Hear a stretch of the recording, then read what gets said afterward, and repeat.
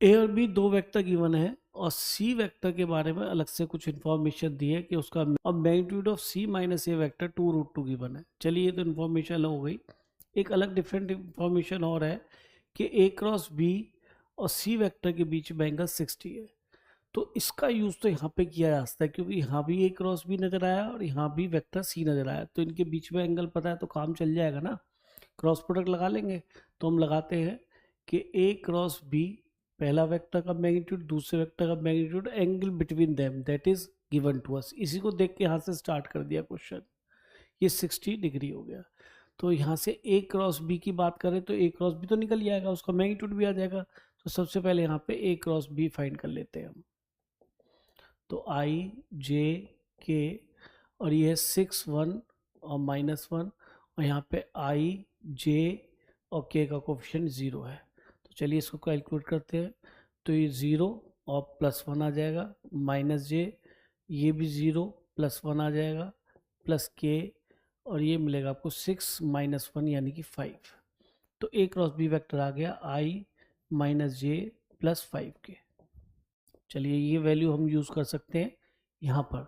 तो इसका मॉडुलस मिलेगा √1 + 1 2 और 25 यानी कि 27। अब मॉड सी पर अटक गए हम, है ना, ये √3/2 होता है।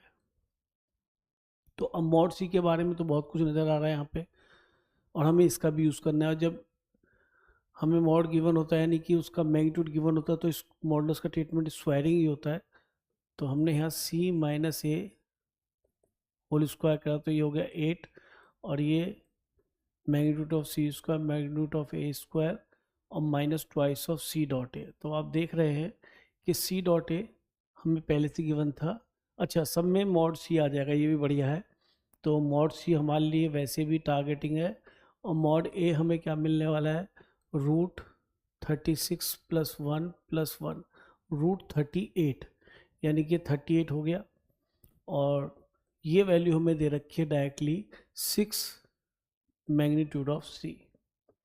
तो बढ़िया हो गया। तो हमें मैग्नीट्यूड ऑफ सी ही चाहिए था। ये हमें 12 मॉड सी और इधर लिया है तो 30 हो गया। तो बिल्कुल यहाँ से जो मॉड सी की वैल्यू आएगी वो यहाँ यूज़ हो जाएगी और हमारा जो रिज़ल्ट है वो मिल जाएगा हमें। तो ठीक है, यहाँ पे फैक्टर तो आई थिंक नहीं होंगे, 15 दूनी 30 नहीं हो पाएंगे। तो ठीक है, सीधाचार्य अप्लाई करते हैं। -b + -√b² -4ac upon 2a। तो होगा 12 + -144 -120 अपॉन 2। तो ये हो गया 12 + -24।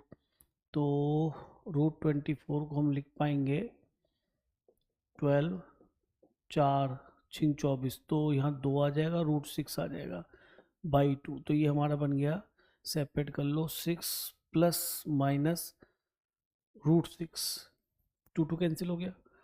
तो अब आप देखिए इसने एक वैल्यू और दी है कि मैग्नीट्यूड 6 या 6 से बड़ा है। तो 6 से कम हो जाएगा, अगर माइनस यूज़ किया तो 6 + √6 हमारा मैग्नीट्यूड ऑफ सी होगा। ठीक है, और हमें यहाँ पर ये मैग्नीट्यूड ऑफ सी की वैल्यू रख देनी चाहिए। तो ये हो गया √27। तो ये √81 बन जाएगा /2 यहाँ पे है और मैग्नीट्यूड ऑफ सी क्या है, 6 + √6। तो ये हो जाएगा 9/2 6 + √6। तो देखिए शायद ये आंसर हमारा नज़र आ रहा है 9/2 6 + √6। यहाँ पे ये प्लस है आई थिंक, है ना, ये टाइपिंग मिस्टेक है, ऑप्शन नंबर ए करेक्ट हो जाता है। तो बढ़िया क्वेश्चन है, इजी क्वेश्चन भी है। जैसा जैसा क्वेश्चन में कहता जा रहा है वैसे वैसे हम यूज़ करते चले गए। क्वेश्चन में कोई एक्स्ट्रा एफर्ट लगाने की जरूरत नहीं है।